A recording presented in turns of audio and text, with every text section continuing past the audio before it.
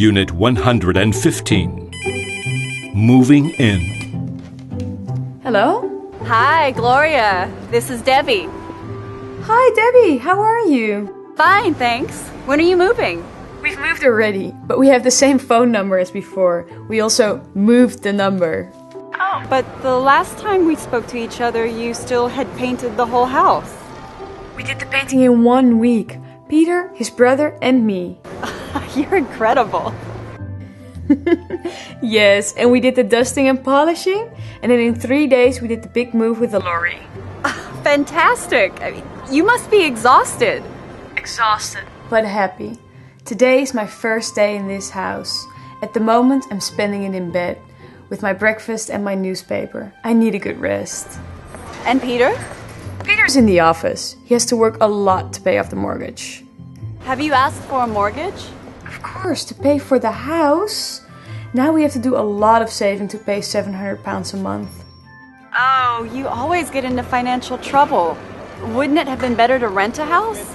You would have had the money that they gave you from selling the other house and, well, you'd live more peacefully. Peter doesn't want to. He says that the interest rates have dropped a lot. Money is very cheap now, and the payment of the mortgage is only a little bit higher than a rent payment. And by buying, we're investing instead of spending. If he says so, he must be right.